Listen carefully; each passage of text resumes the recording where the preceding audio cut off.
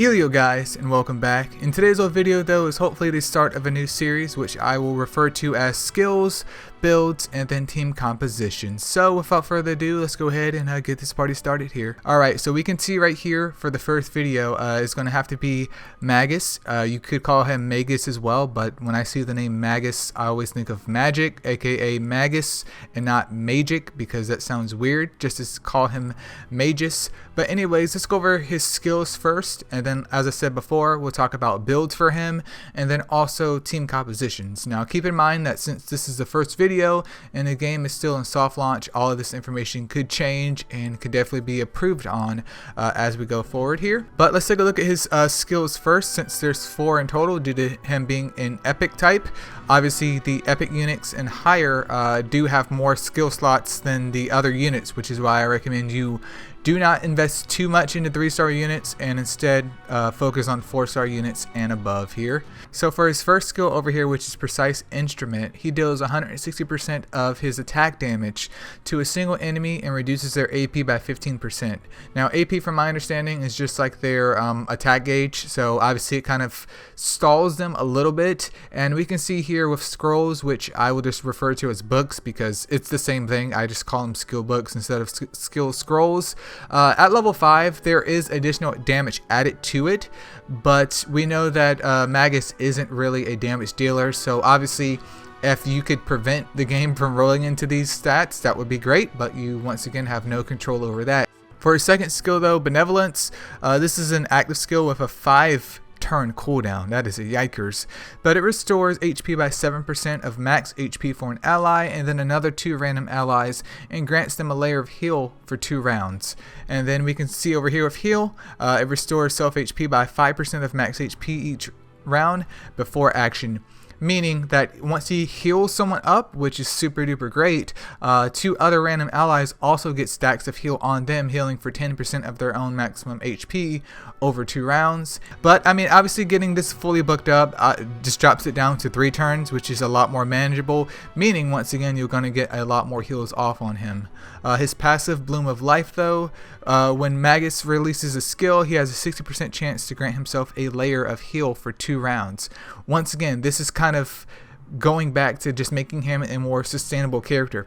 There hasn't been anything kind of reliant on his damage so far other than his basic attack skill, which pretty much all of the units have basic attack skills that does minor damage anyways.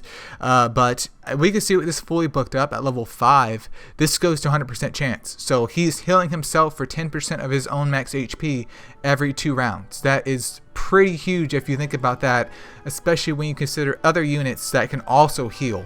And then Meditation Power, which is his ultimate, this is also an active skill with a 5-turn cooldown. Bit of a yikers right there, but it restores HP by 100% of his attack plus 8% of max HP for all allies. So having his attack raised up as high as you can would be a very, very important thing. But I mean, there's a caveat to that, so I'll focus on that a little bit later here. But we can see here with books that the max HP regeneration goes up to a whopping 12% of allies' max HP for everyone. So that's great. That is huge. So not only do you have that base of his attack, but also the added 12% to all your allies. And with it being level 5, it does go down to 4 in terms of the skill cooldown, which once again is fine. We won't need anything super duper crazy here. And also, while we're here, let's go and take a look at his exclusive weapon just to get a better feel of him. So the M001 at level 1, fewer allies in the battle, the more HP, it can be restored up to 60%. That's pretty huge, obviously making his heals more potent. At level 2, Magis's 20% healing effect also takes place, meaning once again his healing is more potent. So the more damage he's doing, the more he's going to heal. That's lovely. Meditation Power also cleanses all allies' attributes debuffs at level 3, and then 4 and 5 is just speed increases as well. And this is base speed increases. I did take a look at his speed before this video, and he seems to be kind of mid to kind of slow range, I would say, just because at 985 for his base speed, there's a lot of units that just naturally outspeed him, but he can't be super duper powerful everywhere. Going over here to emblems real quick, even though they kind of changed things up on us, I do recommend probably putting some into his attack, but not too much of a focus into his attack, because as a supporter he should be surviving and also dealing damage. That comes secondary. So survival is number one, but since his heal for his ultimate does scale off his attack, throwing in some damage in there could be a great idea depending on how you wish to build him. And obviously support skills, kind of making sure that his resistance towards debuffs is always a great idea, because if in a PvP situation you want to make sure that this guy can act and also heal. And with him being a 4-star unit and him being accessible to a lot of people, you guys are pretty much guaranteed to see this guy in a whole bunch of team compositions.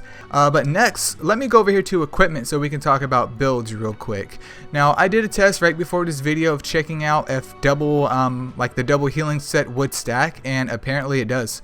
I do have 2 screenshots as proof of a difference in damage of me just changing up sets. It didn't do as amazing as I thought it would do, but I think one of the main issues is just the attack stat of these guys being +8, and this being a 1-star piece of gear, it just kind of like dragged his attack stat down. Plus you have to take into account subs as well. So for subs, I would honestly kind of focus on kind of building him out as much as you can around everything, but his main stats, at least in my opinion, especially if you're going to use him in a PvP situation, it's going to have to be speed and then also attack. I mean, HP and defense, don't get me wrong, these things are very important as well, but if his ultimate scales off of his attack, then you want to make sure you have some attack on him. Obviously not the main focus, but it is there.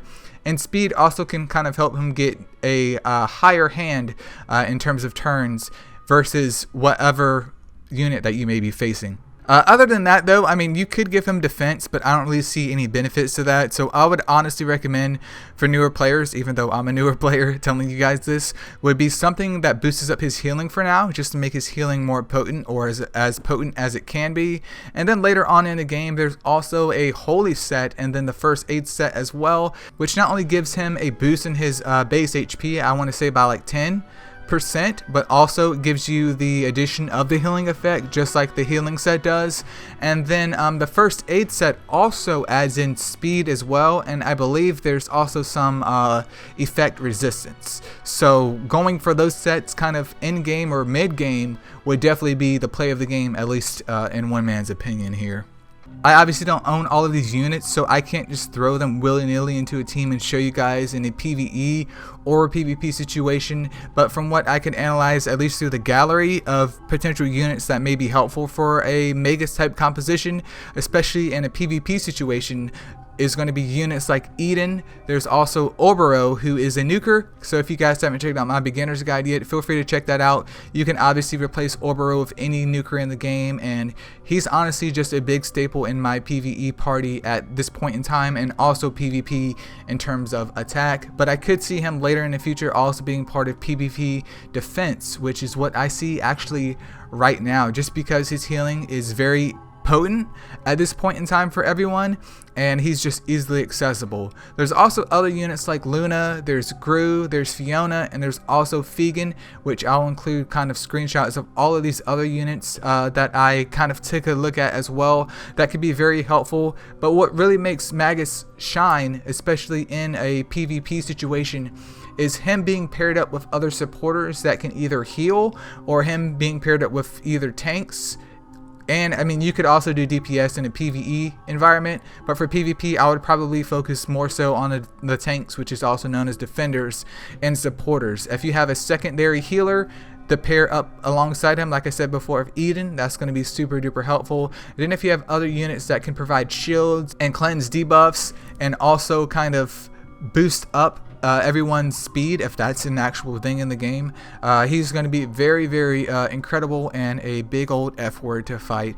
But that pretty much sums up this video, you guys. Feel free to leave in the comments below about what I could hopefully do better next time as we continue on here with just talking about these characters and kind of giving you guys my own personal take on this, because obviously I want to improve as much as I can, and I'm just here hanging out, popping off his skills, showing you guys exactly what it looks like, which, yeah, that's pretty much it. Feel free to subscribe if you haven't already. Check out my couple of guys over there on Reddit. If you haven't joined the official Discord yet, what are you doing? The link's on Reddit, and I'll see you guys in the next one.